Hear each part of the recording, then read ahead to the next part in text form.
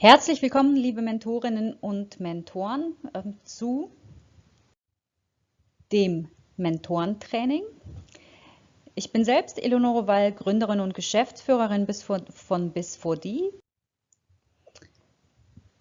Ich habe einen naturwissenschaftlichen Hintergrund mit Schwerpunkt internationale Entwicklungsökonomie, viel international unterwegs gewesen, im Studium mal ein Netzwerk von Studenten aufgebaut im Bereich Entwicklungszusammenarbeit, habe in der Nähe von Brüssel gearbeitet und 2010 Bis4D gegründet. Bin unter anderem im Ehrenamt sehr engagiert bei den Wirtschaftsjunioren, falls Sie die kennen. Meine Kernthemen sind sicherlich die Prozessentwicklung, Training von Mentoren, aber natürlich die strategische Konzeption von den Programmen. Das sehen wir gleich noch in einem kleinen Moment. Wir haben angefangen mit sogenannten offenen Mentoring-Programmen 2010, wo wir Mentoren und Mentees direkt zusammengebracht haben. Und das heißt, dass die gesamten Inhalte, die wir entwickelt haben als Unterstützung für Mentoren und Mentees, haben wir eben aus der praktischen Zusammenarbeit mit den Mentoren und Mentees selbst, mit den Mentoren, die uns viele Tipps natürlich zurückgegeben haben, Best Practices von den Mentees, die Fragen, und so sind über die Jahre, haben sich eben die Trainings immer weiterentwickelt. Und wir implementieren seit ungefähr 2012 Mentoring-Programme innerhalb von Unternehmen über alle Branchen hinweg, sehr oft Talent Management, Leadership Development und eben die gesamten Mentoring-Programme, Erfahrungswissen, Weitergabe innerhalb von Unternehmen. Zum Gesamtüberblick eines Prozesses, wenn wir ein gesamtes Programm, ein gesamtes Mentoring umsetzen, beginnt es mit dem Thema Konzeption, Strategie. Das bedeutet, was sind die letztendlich Messindikatoren fürs Unternehmen, was wollen wir genau erreichen mit dem Mentoring-Programm und wie können wir es eventuell auch nachverfolgen, also zum Beispiel messen. Wir bilden Personalentwickler aus, also sogenannte Koordinatoren, die Mentoring-Programme intern umsetzen und koordinieren, die Tandems zusammenbringen. Die Ausbildung beinhaltet dann zum Beispiel Interviews von Mentoren, Interviews von Mentees, Matching, also das Zusammenstellen der Tandems, Betreuung der Tandems bis hin zur Evaluation. Wir selbst führen dann eben die Mentorenschulungen durch, die Mentee-Schulungen. Dann kommen natürlich noch eine Reihe weiterer Module, wie zum Beispiel Meilenstein, Treffen oder Evaluation, Abschluss, Weiterentwicklung des Programms und so weiter. Kurz gesagt, unser Schwerpunkt ist eben tatsächlich die Umsetzung, Konzeption, wirklich der gesamte Rahmen von wirksamen Mentoring-Programmen. Wir machen auch, also Mentoring-Programm ist unser Fokus, das heißt, wir haben auch einfach eine gewisse thematische Tiefe, was den Inhalt und die Prozesse beim Mentoring-Prozess betrifft. Hier in diesem Modul geht es jetzt um die Definition und Bedeutung von Mentoring oder des Begriffes Mentoring. Was ist das Konzept im Kern? Wie können wir das so ein Stück weit greifen? Frage an Sie, hatten Sie selbst mal einen Mentor? Wenn Sie einmal kurz überlegen, gab es jemanden in Ihrem Leben, den Sie als Mentor bezeichnen würden? Übrigens, immer wenn Sie dieses Fragezeichen sehen, können Sie quasi auch kurz pausieren, für sich selbst Notizen machen und sich mal kurz reflektieren zu der Frage. Ich werde nicht immer so lange pausieren, damit das Video nicht so lange dauert, aber Sie können natürlich immer wieder pausieren und selbst mal für sich reflektieren. Frage: Wo kommt der Begriff Mentor eigentlich her? Frage in die Gruppe: Aus welcher Sprache kommt der Begriff? Kurze Pause, kurze Überlegung. Wenn Sie jetzt Englisch gesagt haben, wobei ich dafür vielleicht die Formulierung nicht gut gewählt habe, wenn ich Mentoring sage, dann kommt als erstes oft Englisch. Wenn Sie das als erstes gedacht haben, dann Glückwunsch, weil dann geben Sie mir die Möglichkeit, natürlich schlau zu gucken und sagen, nein, falsch. Wenn Sie jetzt als zweites Latein gesagt haben, dann sind Sie bei der Reihenfolge auf jeden Fall richtig, weil das immer in der Reihenfolge genannt wird, aber es wäre auch noch nicht die richtige Antwort. Wenn Sie jetzt Griechisch gesagt haben, dann ist die Antwort richtig, dann können Sie jetzt kurz Kaffee holen, Video so lange laufen lassen, denn dann wissen Sie ja den nächsten Teil schon. Wo kommt der Begriff tatsächlich her? Der Begriff Mentoring kommt aus der griechischen Mythologie. Es ist jetzt für uns nicht im Detail wichtig, aber ganz kurz der Einblick. Der Odysseus ist bekanntlich durch die Weltenmeere gefahren und Odysseus hatte einen Sohn. Und den Sohn hat Odysseus einem guten Freund überlassen, der ihn mit erzogen hat und ihm vieles beigebracht hat. Und dieser Freund von Odysseus hieß Mentor. Also es ist quasi ein väterlicher Freund, der jemand Jüngeres unter die Fittiche nimmt und mit ausbildet. Und Sie sehen, wir sind genau beim Thema, warum ist das für uns wichtig? Also warum ist es wichtig, woher der Begriff kommt?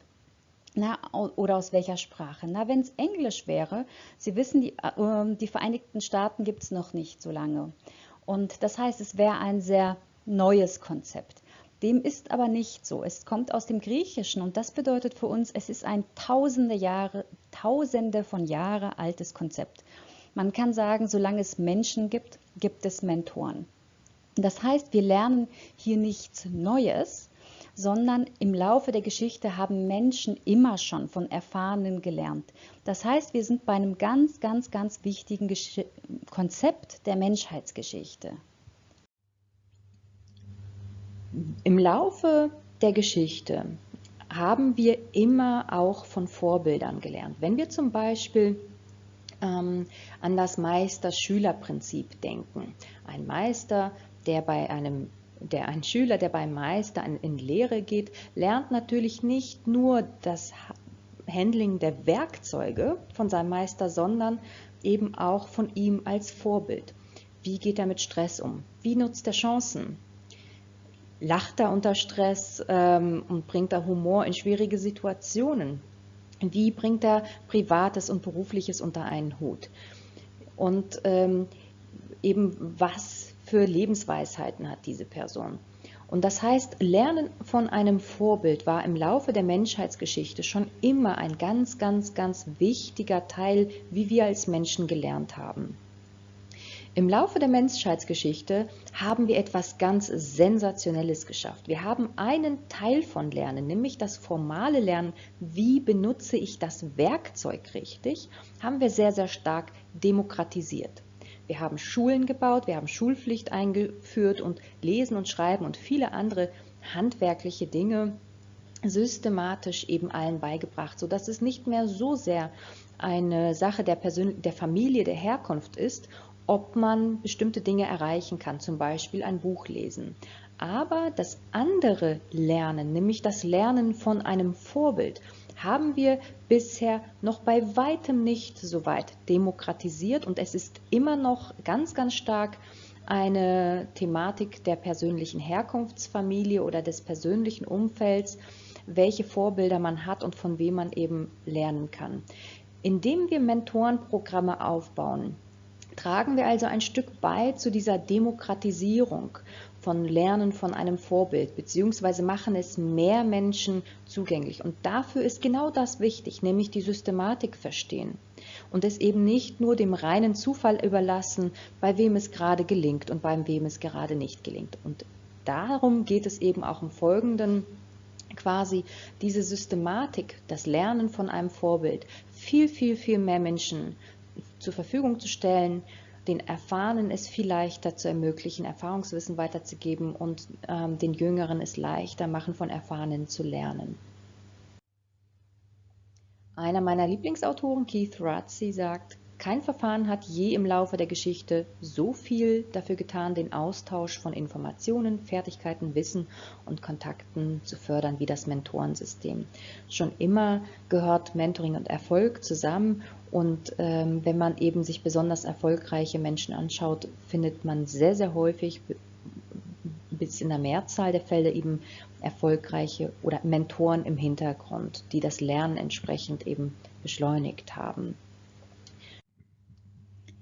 Immer wenn ich sage, dass es sich beim Mentoring um ein sehr, sehr altes Konzept handelt, dann werde ich manchmal etwas ketzerisch, manchmal freundlich gefragt, naja, aber Frau Wall, ist es dann nicht aber doch irgendwie ein bisschen eine Modeerscheinung, dass man sich ausgerechnet jetzt, ich sag mal, so eine Kuh durchs Dorf treibt, das kommt und das verschwindet auch wieder in der Mottenkiste der spannenden Tools der Geschichte. Es gibt eine Situation, die geschichtlich gesehen sehr speziell ist.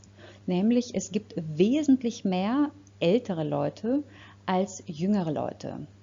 Wenn wir die Menschheitsgeschichte betrachten, wir sprachen früher von einer Demografiepyramide, dann sehen wir, dass diese Situation, es gibt wesentlich mehr ältere Menschen, historisch völlig einmalig oder erstmalig der Fall ist.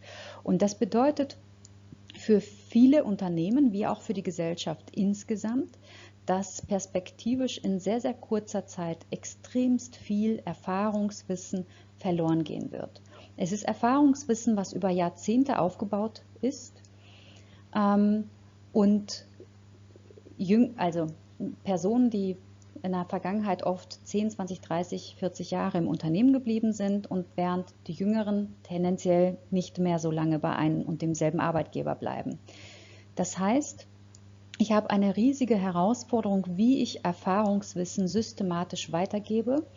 Auf der Seite der Jüngeren, wo man sagt, naja, wir sind früher auch ohne Mentor klargekommen, ist es so, wir haben parallel eine Reihe weiterer Trends, zum Beispiel das Thema Globalisierung. Ich stehe heute nicht mehr im Wettbewerb oder einfach im Austausch nur innerhalb einer Nation, sondern global. Und das Tempo, in dem wir arbeiten, wird von globalen Märkten bestimmt. Das hat sich also wesentlich erhöht. Das heißt, die Anforderung an Leistungsträger, die Verantwortung übernehmen, ist enorm gestiegen und diese Verantwortung teilt sich auf immer weniger Schultern. Und das ist eine Verantwortung, die wir jungen Menschen heute auch nicht abnehmen können. Wir können sie lediglich besser darauf vorbereiten. Dieses Bild oder dieser Gedanke, was sind einfach die Anforderungen auch, oder das Thema Anforderung, Überforderung wird uns auch im Folgenden immer wieder begleiten. Ich hatte mal parallel einen Vortrag zum Personalleiter der Deutschen Bahn, der ein Zitat brachte und sagt, wissen Sie, welche Altersgruppe am stärksten von Burnout betroffen ist? Es sind die 27- bis 35-Jährigen, für viele überraschend. Warum? Es sind die Menschen, die leisten möchten und zum ersten Mal ihre richtig großen Projekte oder Verantwortung bekommen und dieser Verantwortung sich oft noch nicht gewachsen fühlen und noch nicht das dicke Fell haben, was man sich im Laufe des Lebens so aneignet.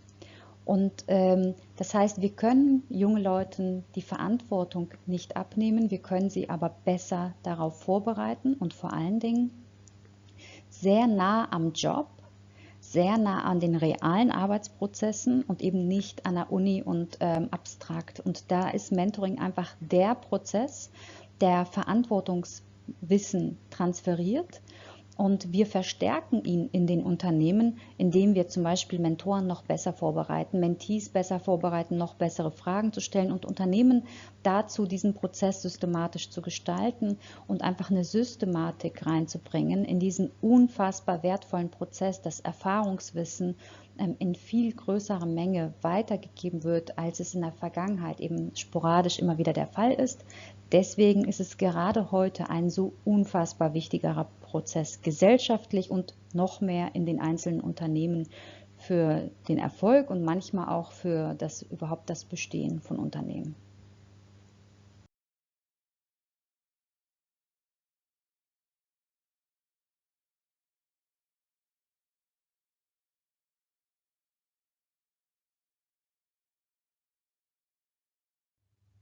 Als nächstes empfehlen wir Ihnen das Modul Rolle und Verantwortung.